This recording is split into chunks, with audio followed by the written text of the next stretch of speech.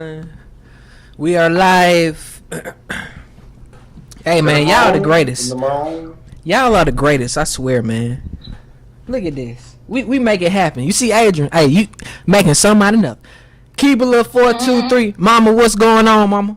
On vacation on the live. Hey, mama. It was just her. Yeah, it was her birthday, man. So. Yep, I told her happy birthday yesterday. Oh, happy belated birthday, mama. Happy birthday, mom. Oh, thank you, baby. Mm-hmm. Yes. Serving the people, what's going on? What's going on? What's up, serving the people? First 48.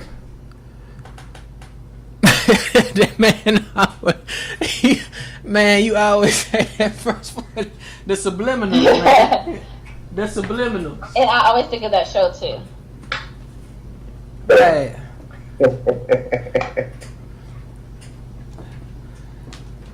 Reese and the Graham. I hope I pronounced it right. Oh man. What's up, Graham? Graham. What's going on, Graham? Is it Graham or Graham? Like yeah, it's like REISENDER Graham. Okay. Oh, my pop's on here too. What up, Pops? What's up, Pop? What up, Pop? What's going on? on the gram. Look at it.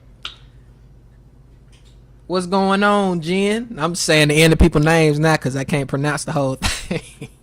What up, Jen? You know who we talking to.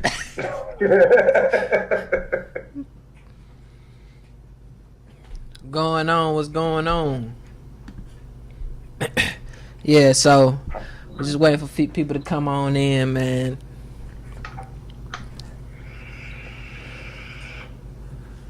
But this charger, let me tell y'all, good gracious almighty. Save a life, save a life, save a life. Oh yeah. Oh, guys, guess who hit me on Instagram today? And it completely made my day. I forgot we're live. Yay! Michael Bolton. No. President Obama. No, I wish. I'm teasing. Michael McDonald. Adolphe Bridges. My favorite person in the world. Oh, that's what's up. Mm-hmm. Okay. The Heroes got, music. Lady Gaga. And you got who that is again? Adolphe Bridges. Ludacris's wife. Mm-hmm. Nice. Guess who I got? Who do you have? The Lord? I got Timberland. Are you serious? Oh, that's what's up. Oh, you win. Oh, hell. Burrell, LL Burrell. The Heroes music, what's going on? Yes, he is everything. Because he got down on that Timberland Man song. Like, I had to remember that he was the producer. I forgot I was listening to a church song. He took me all the way in. Yeah. Shout out my dog, LL Burrell. He is on the Tyler Perry show on TLC. Hey, man, let him know. Hey, man, right, what's the name of that show again, man? I've been watching it, too, goddamn. I'm over here, boy. I'm so jumbled right now. Hey, man, put your name of your show, man. One of my dudes, he used to come to the studio in Atlanta and hang with us. And, man, he's super successful right now, man. Shout out to him. Many blessings ahead. Too Close to Home. Tyler Perry show on TLC, man. He's on Too Close to Home, man. Continue blessings to you, man. Young King. You said Burrell, LL Burrell? Yeah, LL Burrell, man. Model actor. God dang, man, that joker savant. He do everything. That's my dude. That's my dude right there. You know, you got to hang with people who got a certain mindset. So he always been there. That's right. Definitely. So, yeah, so we went for my folk. Oh, Hero Music. You know about that show? Yeah, man, that's him, man. Burrell, man. Go ahead and check it out. Pot and Gold. What's going on, bro? Yeah, man, Hero Music. That's definitely a good show. That's crazy, man. Hey, Burrell, you know what you doing, dog. You doing something crazy out here. Hey, y'all better get your Insta autographs. Yeah, man, but better go ahead and follow that man now, before he take off too far. Right. Hey, bro, I bet you Uberwood podcast. Oh yeah, you're in chat room. Okay. Insta autograph.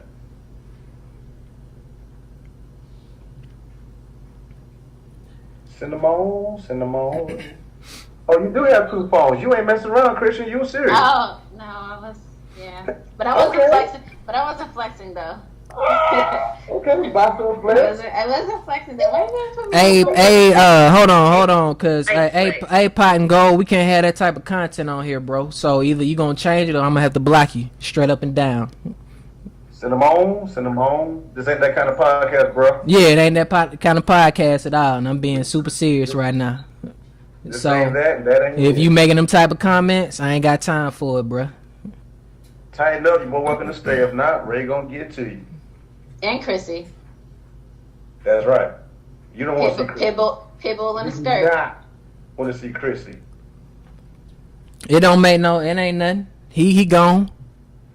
So Yep. yeah. Okay. So anyway, I Oh, yeah, man, super childish, man. We don't like that type of energy around. We don't accept them type of people.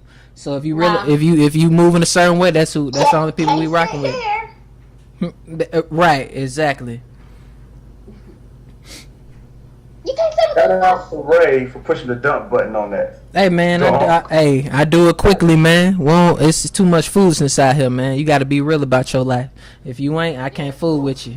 Ooh, upgrade your life, please. Yes, come on, come through. Didn't you have stay-out parents on here? Oh. Yeah, man. You gotta be I respectful, just man. my plug. I just clipped my plug. I almost what Pinky say? Almost made me spill my yak. Right. Ain't gonna spill my slow and low. Gotta be slow and low. That is my jam, right? You know I fluctuate with your music. Yeah. According to what's It my be- favorite for the week. it be But pop- that one made me feel some kind of way. Oh, and when I was in Vegas, I was actually playing that as I landed because I'm whack like that. Oh, for real? Yeah, you know, 'cause I shot in the desert. It felt like That's it. that vibration. It felt like it. Yeah, straight up. Hey, the Heroes music. Hey, man, we appreciate that positivity only. Childish. Yeah, he was very childish, man. We appreciate that, man. That it's all. Thanks, y'all. We appreciate What's y'all. up, hero? It's all about good energy. Uber ski float. Cuz, what up, Flo? What going on? What up, Chloe? Cousin.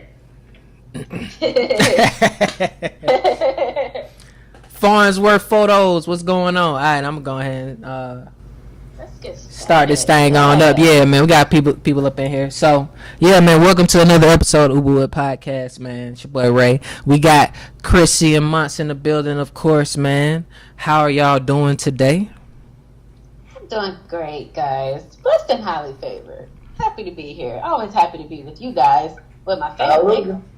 Everything good on this side, man. Pretty fair for a square. Monster that. And we have a special guest in the building, Miss Adrienne. What is going, Doctor? Hold on, let me do it the right way. Dr. Adrienne is in the building. How are you doing? Hi. How are you doing today? How was your day? I appreciate we all appreciate you coming on this show, man. We know you out here busy handling business and stuff, so we very much appreciate it. Saving lives. Right. Straight up. You ain't got to do surgery to save lives. For real, definitely. So That's yeah, man. We brought Adrienne on the show, man. She has expertise in counseling and psychology field, man. Different services she provides, from grieving family, parents, all types. Yeah, anger. All types of services, man. She's like an expert in the field, and we thoroughly appreciate her coming on. You never know who she can help, the angle, the perspectives that she's going to give on all of this. So I'm going to take it back to Christian right now, and she's the one who came up with the whole idea of having this podcast, and I want to ask her, like, what was it that made you want to talk about the subject matter, which is talking about abuse and manipulation. Yes.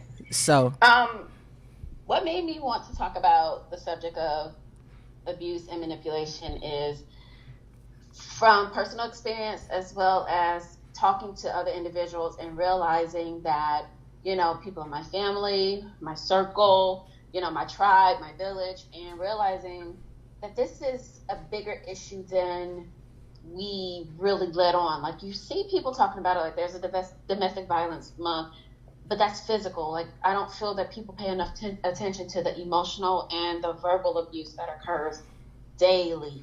in relationships, and really, how do you get out of it? Like, how do you even recognize it? And what are the steps? Like, how do you know whether or not this is something that can be fixed, or if it's something that you need to walk away from? So that's what, in my reflection came to me. Okay, so Adrienne, from your perspective and your expertise in your field, based off of what Christian said, just starting off there, so first let's recognize certain types of abuse. So when we talk about mental abuse, what are some of the tips that you have for that? Okay, so for mental abuse, there are so many different names for it. And so one of the names Christian had mentioned earlier was manipulation. So mental abuse falls under psychological abuse. So it's psychological, it's emotional, it's verbal abuse, it's manipulation. It could also be considered neglect or mental abuse. And so some of the tips that I have for that is, one, talk about it. One of the main things that an emotional abuser is going to do is try to separate you from what I call the main 3 F's: your finances, your family, and your friends. And so separating the finance piece, your family and friends. An emotional abuser does not want you communicating with your family and friends. And that's one of the first things you need to do. Because as you're thinking about it, if you're actually in an abusive relationship, the abuser is going to make it seem like their actions is normal. However, to people who love you and know you, they're going to be able to point out some things for you. Okay, man, that's super that's super deep. So family, man, okay.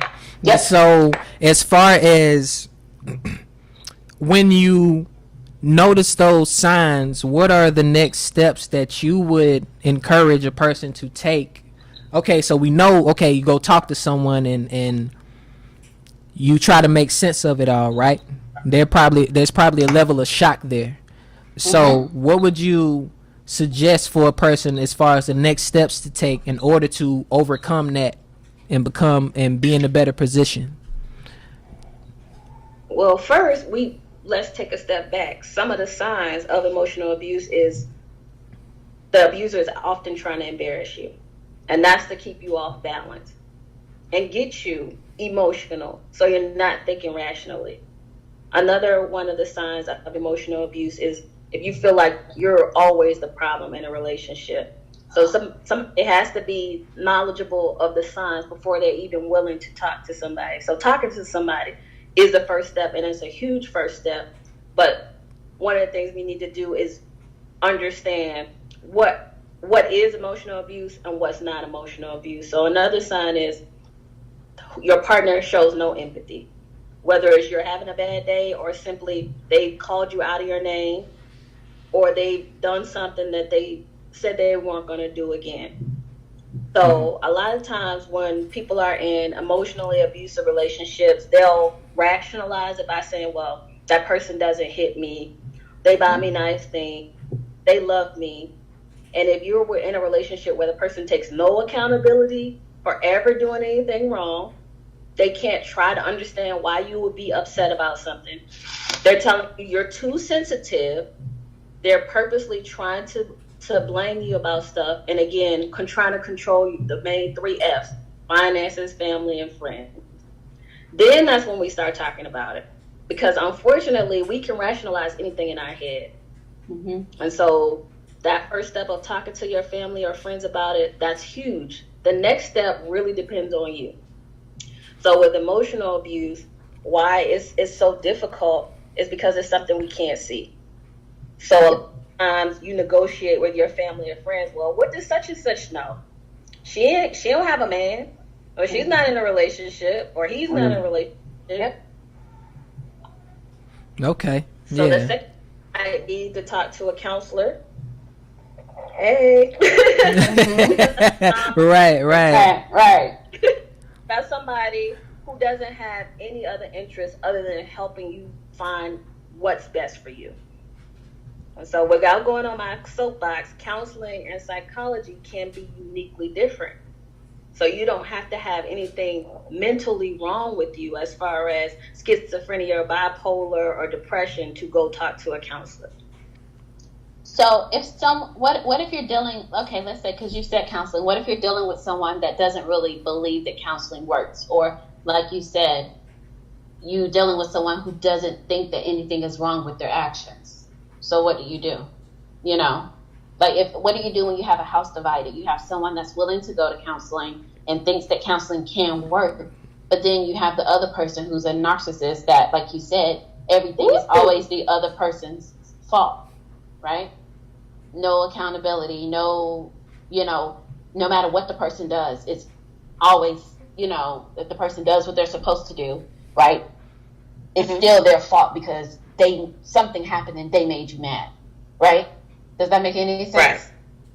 It makes a whole lot of sense because you pointed out earlier, I also do anger management training. So with anger, people often say, "Mad," or "He made me mad," or "This person did something to make me react this way." And one of the first things I'm teaching people is that nobody can control you but you. So nobody can make you be emotionally abusive. That's a choice that the narcissist or borderline or histrionic, because one of the underlying things is usually the abuser has been abused. Mm-hmm. And so they be considered generational curses. So you don't want to go talk to a counselor, cool. Go talk to a pastor. Go talk to a life coach. Go talk to a friend of a friend, somebody who doesn't know you. And if you never talk to them again, nobody cares. They don't have type of invested interest in your circle. But if you, like you say, you have a house divided. So one, that's a risk of counseling. That as you get better, you might see that your relationship's not so great. And that's part of the, hey, before we get started, there is some risk to this. I look at your relationships, your friendship, and even some of your family members different. Because we're talking about emotional abuse and manipulations in relationships, but we didn't say it had to be romantic relationships. It can be familiar relationships. Parents can be emotionally abusive. Yep. Siblings can be manipulative. Man. Yeah. Hey, the rabbit hole goes deep. It gets a little deep. So, yeah, hey.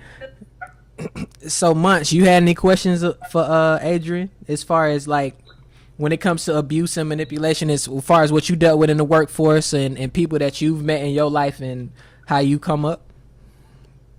Well, first off, thank you for coming on the show, sweetheart. I'm sitting here listening, and it's kind of nostalgic for me because my last relationship, the person that I was with, they dealt with a lot. They was emotionally abused and physically abused in their past, and I thought that I could fix them.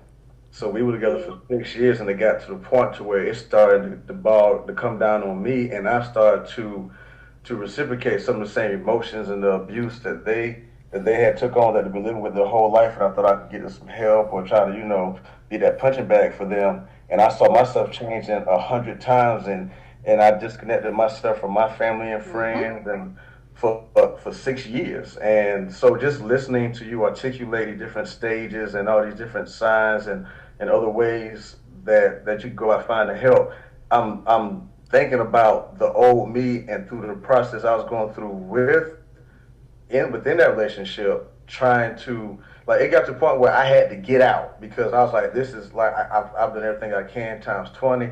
I just cannot help this person. And it got to a point to where my back was against the wall, and in my mind's eye, this is not who I am. So I was just blessed to where I couldn't help them, but I was able to help myself get out of that rabbit hole that I had threw myself in trying to help somebody else. So hearing you say it from your expertise is really like coming home to me, and I didn't see these things during the process of the situation I was in. So it's just very nostalgic for me listening. Hey, man, that's like super real. Just the whole angle you're coming from, and I mean, hitting home. That's what Adrienne is here for, man. Her expertise, her professionalism, her mindset, and just her, like you said, just coming on this show. Like we know you got a lot going on, so this is like excellent. It's excellent. It's a wonderful situation, and again, we appreciate it. So, as far as we talked about the different types of abuse, so the different types of manipulation, are there a lot of types of manipulation? Because I don't know this myself, and what tips do you have for manipulation, the different types of manipulation out there? Okay, so that's a good question. So, like emotional abuse and all the different names that goes with emotional abuse, that's just one kind of category under the big umbrella of abuse. So there's emotional abuse, physical abuse, and sexual abuse. And as Christian shared before, there's awareness about physical abuse, but not as much as emotional abuse. And I'm bringing all of that up to mention that manipulation, it overlaps all three forms of abuse. Mm-hmm. So manipulation, we normally think about emotional. And one of the things people don't talk about is that manipulation can simply be not answering the question. Yep. And that's a form of emotional abuse because it's almost neglectful. Mm-hmm. It's making the other person feel like my thoughts and my questions that I was vulnerable enough to ask you isn't important. But it also manipulation can be physical too. And it's not just putting your hands on somebody. Manipulation can be silent treatment, Yeah. Withholding sex. Yeah. I laugh because my ladies, we're actually more of the aggressors of emotional abuse and manipulation than men. So I believe that. Because we're usually more passive aggressive. Mm-hmm. So the neglect side of manipulation is, I know my significant other's love language is for me to feed them or to make sure they have dinner or do X, Y, and Z. And that's something I've consistently been doing. But you didn't hear what I said last week and now I'm mad about it. So I'm going to purposely not fix your food, which sounds like a small form of manipulation, but I'm trying to groom you to understand how I feel without saying it. That's dang, girl, I've been manipulating. I didn't know that. Thank you. That goes a long way. Because the hell why would I dedicate an hour of my life? Okay. I got a question. Hold on, Mike, because the comments came. Okay, so serving the people asked. Make sure you remember your question, Mike. So serving the people asked, how do you influence older family members who believe in keeping things behind closed doors into being more open and honest about this type of abuse that happens in families all the time? Mm-hmm. Ooh. Good question. So, how do you deal with the kind of closed door? So, I say it again. How do you influence older family members who believe in keeping things behind closed doors into being more open and honest about this type of abuse that happens in families all the time? So it really depends on what you want. And I know that's a really vague answer, but at the same time, we can't change other people. So if you need XYZ to talk about the emotional, physical, or sexual abuse that they endure for you to be free and they're not willing, you have to figure out why you want them to talk about it. Because the reality is our older generation psychologically were trained to do and not say certain things for their own mental health. We're in a very different generation. So how do we get them to talk about it? Part of it is what we're doing right now, normalizing it. Because a lot of people don't know that other families have gone through it. But the reality is we may not be able to get certain family members to talk about stuff. So it's important for you to find your own peace with that. Man. And Mons, what was your question? My question was, what I've seen in my lifetime, when it comes to our people, and I'm talking specifically about African American people or people of color, I've noticed that for some odd reason, a lot of times we're in a state of denial about going to get help about certain abuse, or we may not be able to put a label on exactly what's going on with us. We just pray about it. What suggestions do you have for not just African Americans, but with people with that mindset in general about getting help or getting past the stage of denial and accepting that you have a problem, and then the steps of going to seek help. Okay. Y'all hitting me all the hard questions now. Well, one, we all doing it now, talking about it, being open about it. You guys bringing me on here. Me starting my own practice was part of trying to do. 75% of my clients look just like me, and that was the whole point. Because there are not a lot of African Americans or persons of color that have their own counseling center, and so most of my clients, I'm almost like the cleanup woman for counseling because they've already been somewhere else where they're like, well, how does that make you feel? Yeah. Right. One, Exactly. being knowledgeable about the other African American or persons of color that are providing psychological services, because that does provide a sense of comfort to have somebody who looks like you, where you don't have to explain certain experiences and certain things. It makes a huge difference. Another thing is to destigmatize it. Like I was sharing earlier, psychiatry, as far as prescribing medicine, is very different from counseling. I cannot, and even if I could prescribe medicine, I wouldn't. And so in the African American community and in other communities with persons of color, it's very taboo to talk about your personal business. I've had several clients struggle in the first 2 sessions with, I don't know if I should be telling you this because I already prayed about it. And me talking to you means I don't have faith. And that's right. What? Number one issue in my household. Yeah. You ever heard that before, Ray? No, I've never heard that. Number one issue. Yes. It happens. Yeah. It's true. Yeah. Very true. God gives everybody different talents.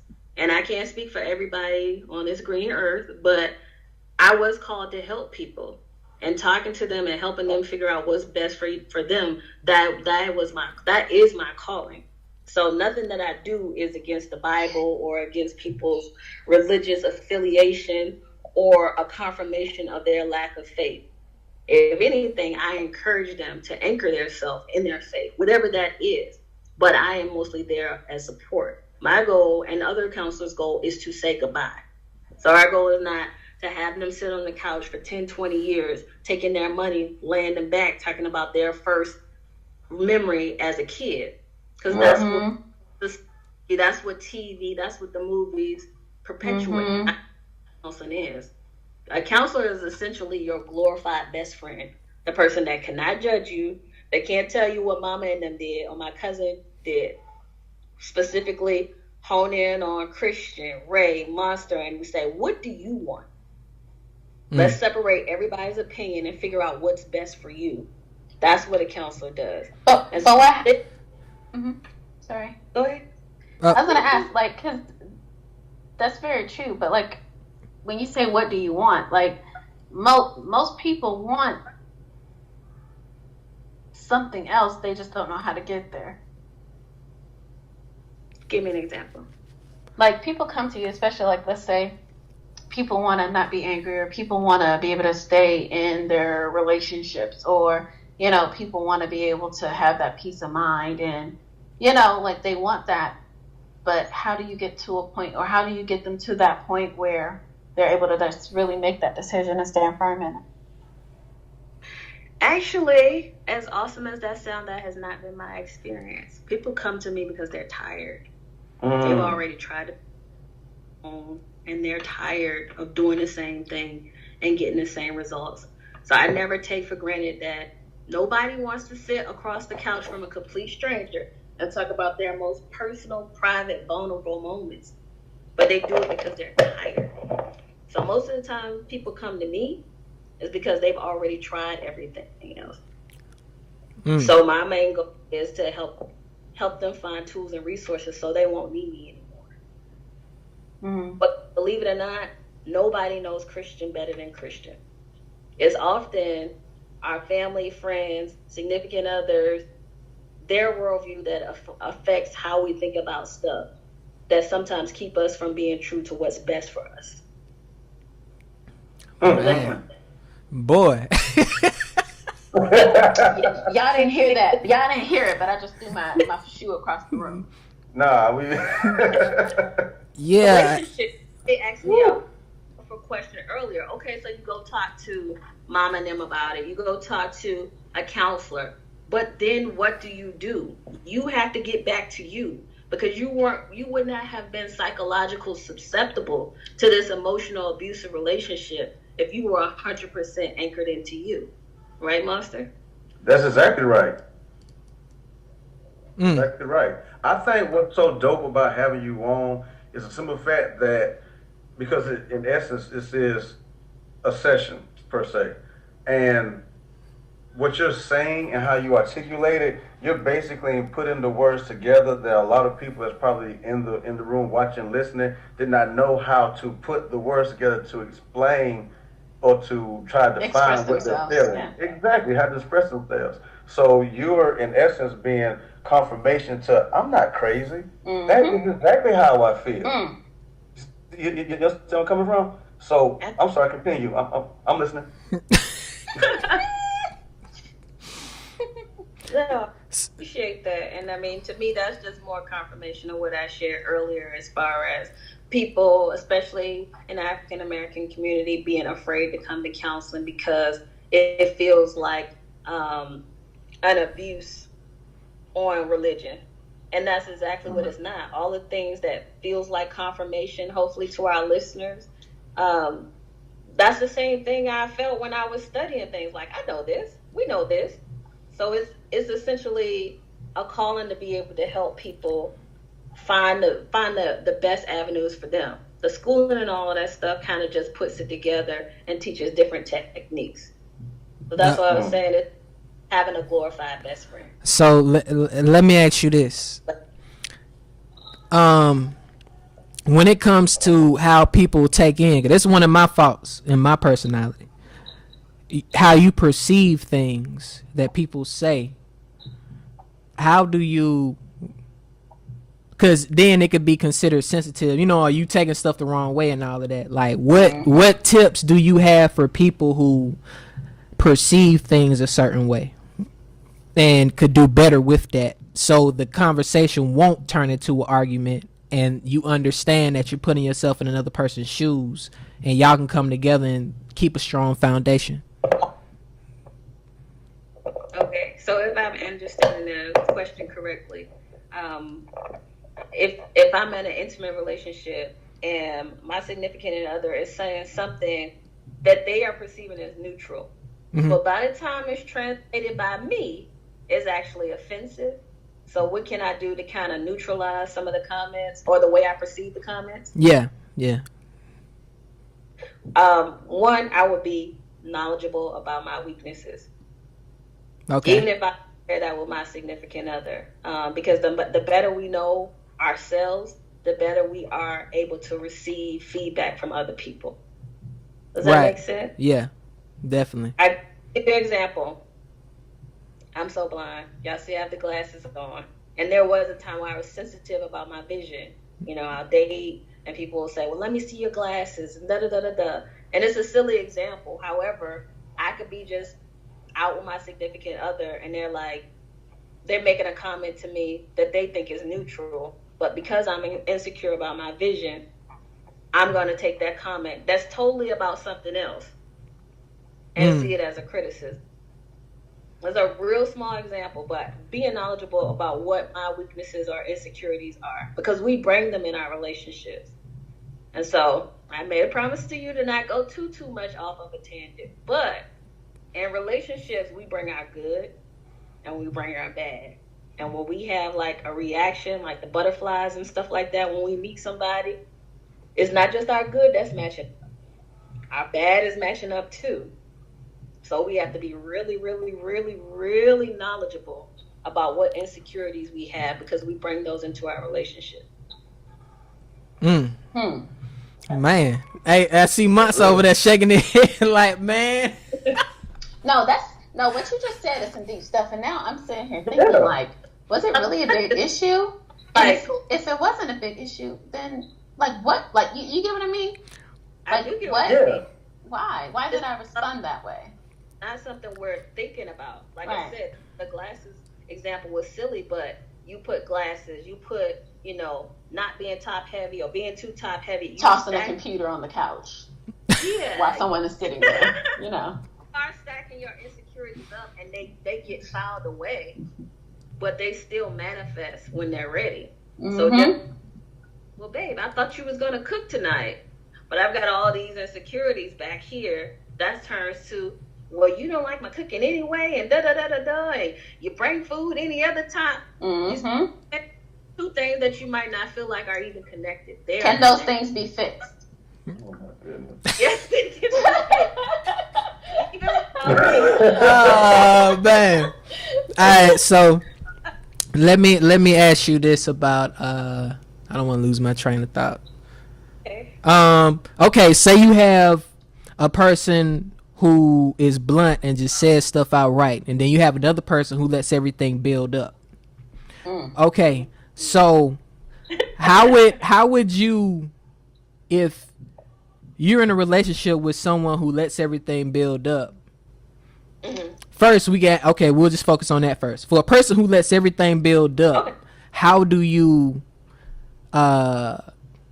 measure that, or how do you go about that in a relationship as far as communication? Because you could ask them many times if you're not the type of person that lets stuff build up. So how do you go about that to make sure it's a balance so they won't blow up later or whatever? I feel like I'm asking right, but I could be wrong. You are. No, you good. You on it. Yeah. So how do you go about that? Okay, so I've got two answers. So the first answer, the twisted part is it's already balanced. Remember, I said your good matches with your good, but your ugly match with your ugly. The bad match with the bad. So the person who bottles things up, they really respect their partner who is blunt. Right. So the person who bottles stuff up sometimes don't have good boundaries, so they don't know how to say no. I'm not comfortable. You ask. She threw the shoe. She threw the shoe again. Build and build, because this is a person who may have tried to use their voice before and was shut down or were invalidated because they probably were engaged with somebody. Remember, relationships don't just have to be romantic. It could be a family member. It could be a mom. It could be a dad that told that bottle up person, or in the anger management, we call them the stuffer. Told that stuffer that your voice doesn't matter, so shut up. And then the other side is we have the blunt person who nobody never told them to shut up. Right. Always say what they feel, and sometimes they should fall back just a little bit. Being honest in a relationship is awesome. However, when you really love somebody, sometimes you learn not to be honest about every single thing. Does that make sense? So the twisted answer is already balanced. You got somebody that's overly honest, and then you have somebody who's not being honest. And so when I work with couples, I might tell the stuffer, stop lying. They're like, what? I'm not lying about anything. I'm not saying anything. But you walk mad. You walk with as hell, pissed, seething about stuff that happened 2 weeks ago. Stuff that happened on January 14, 2015. Not that far back. You'd be surprised. She's speaking for herself right now. Yeah. Right. So it's already balanced, but how to make the relationship healthy is actually the question that I heard you really wanted me to. Both partners have to want it. And if you're in a relationship, you have to think about it like this. You're merging two dynasties. When you think about the Ming dynasty and how long their legacy is, that's the same thing as you and I. Because all of that stuff from our parents and our grandparents and our great-grandparents, even if we don't know them, they still have affected us. So we're merging two dynasties together. So if I got a problem and I'm in a relationship with you, you got the problem too. So the person who lets stuff build up and the person who is very honest, if the person who's very honest has asked and the person is saying, no, it's fine, until they get pissed and they're bringing up stuff that's old. Which ain't right. That ain't cool at all. I own It's it. not. Not at all. I apologized already. It's not cool. Don't apologize. But yeah, I gotta stop stuffing my buffet so much. I get it. What I usually do who have this issue is have them dedicate a day, either once a week or every other week, where they promise to talk for 15 to 30 minutes, period. So even if the stuffer has nothing that they're mad about, they can start getting in a routine of feeling like their voice matters. Does that make sense? Yeah. Perfect sense. So they can have their favorite cocktail or cheap food or something healthy, and it's just like for 30 minutes every other Thursday or every third Thursday of the month, this just me and you. No cell phones, no TV, no distractions. We can talk about whatever you want to talk about. I like that. And the person who is usually very honest, I would just stare at them like, no, I want to hear what you got to say. Right. It might be the first couple of times, but you're starting to tell that person that you value their voice. The other person who's stuffing, they're probably going to need to talk to somebody, either a counselor or a life coach. There's something there. Yeah. There's something there. Yeah, I was just, I was just wondering, because, I know different personality types are all kind of like, I'm very blunt, but I'm probably both. I'm stuffy and I'm blunt.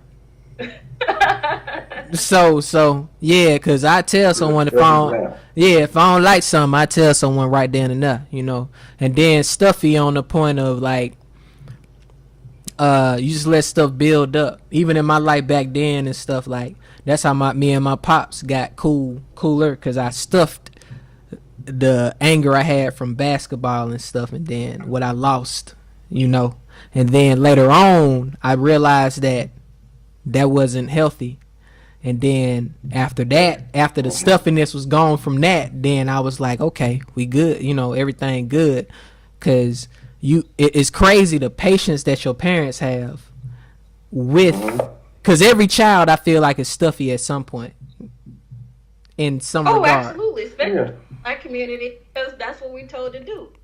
Be seen and not heard. I'm gonna give you something to. Yeah. You don't like it? Okay, some big, but you don't. Exactly. And that has to really be changed. I don't believe in that. I don't believe, I don't have kids, but I definitely don't believe in, that whole not allowing kids to speak or be able to say what they need to say. That's just whack. Yeah. It gets to that, with social media and stuff, they had so many distractions, like the young kids. Even when we was coming up, we got the phones with the type pads, like the Blackberries. We start texting the Blackberry Messenger, all that type of stuff, and it's like now at this point with the new kids, it's so much stuff that they could pay attention to and not talk to nobody for 24 hours a day. Yeah, that's true. Definitely. Nobody trusts it, so it's not like they're going outside and playing like that. So yeah. Yeah. So, hey, Munch, you had any cause I'd be saying, man, you over there shaking your head and everything, man. You had any more questions for? He gonna throw a shoe now. Hey, my whole thing, I'm very observant, and I've always had this thing I say where I believe in winning the war and not fighting a single battle. So I'm just sitting here listening. But it's funny. What was I gonna say, Ray? You was talking about being a stuffer and being blunt, and I'm kind of like you're kind of right in the middle. Like for example, my lady and I, she's talking about relationships. You get to learn somebody, learn their mannerisms, learn what makes them tick, what don't make them tick, all those type of things once you're at the honeymoon phase. And there's one thing that she actually started it, and she did it subliminally, but it caught my attention. But it's a comfortable platform that her and I use in terms of our communication. So if one of us see the other person do something and we ain't cool with it, we kind of weird about it. Well, this is what one of us will say first. It'll be like, hey, I want you to be great, right? So that's like the tagline of what's wrong, what happened? And then it opens the forum to be accepting of whatever the other person's about to tell them without having any hard feelings. Because I just want you to be great. You want what's best for the other person in the relationship. So that's when you was talking earlier about how learning, well, not really the love language, but learning how somebody intakes information. Because I can tell you, your breath stink. Now, if you don't know how that person intakes that kind of information, you can just say your breast, and it may just think of a rebuttal just to try to hurt your feelings back, as opposed to taking and listening what you're saying. So when you was talking about how to communicate with somebody, not just romantic but family members, like in the past, I used to be a stuffer with my father. My dad would go on and on and on, and I don't want to hear it. Like, he'll bring back old stuff from 1989. I was in kindergarten that made him mad. So I would stuff it and just hold it. Yes, sir. Yes, sir. Yes, sir. Until I explode. He'd be like, "Where'd that come from?" Explode within respect. Not going to disrespect them, but Right. it took me years to be able to have a better channel of communication with my father, to where we both can talk to one another and not get in our feelings, and have a respectable father and son, man to man, as opposed to, I'm your father, you're my son, I'm always right, you gonna be obedient to your father, as opposed to listening to what I have to say. So, yeah. So I'm just listening. Boom. That joker taking in summarizing the whole thing. Yeah. I so let me ask Adrienne. I had a question on in the front of my. I was listening to my. Hold on. So when it comes in, so we talked about the different forms of communication, ways you can keep it healthy and stuff. We spoke on different types of personalities that deal with relationships and all of that. So at the end of the day, when people say goodbye, what are you leaving them with? As far as counseling? Yeah. Like, it depends if it's for individual couples, or like you said, I do grief and anger management. So for the most part, for individual, what they're saying goodbye with is themselves. Feeling complete. So you see people come feeling broken. Like I said, I don't get the good pleasure of, as Christian shit, people coming in and they want to do something, they just need that little push. No, that's Ayana, girl. I don't get that. So I get people who feel stuck. And so usually they leave with a greater sense of who they are.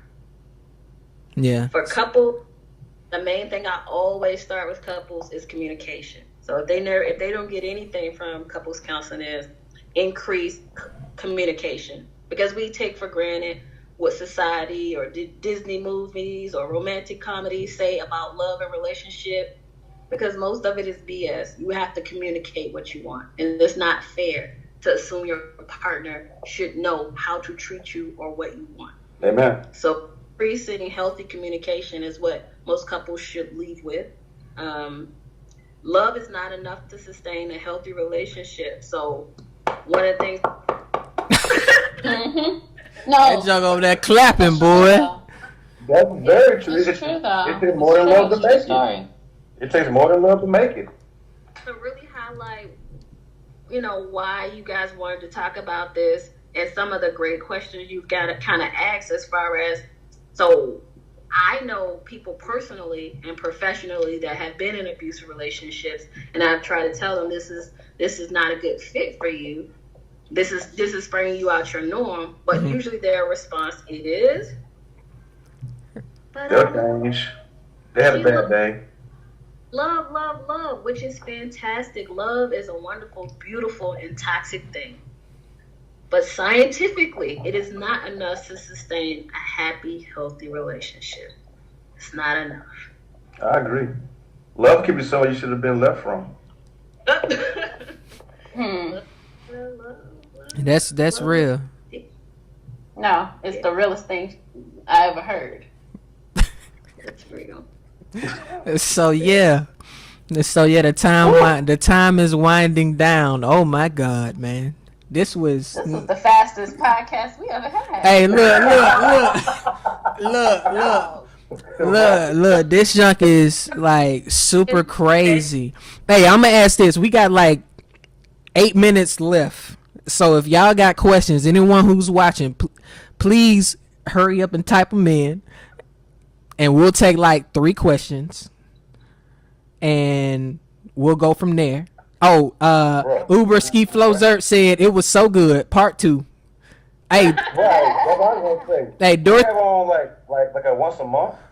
Hey man, we definitely, me and Adrienne spoke on that.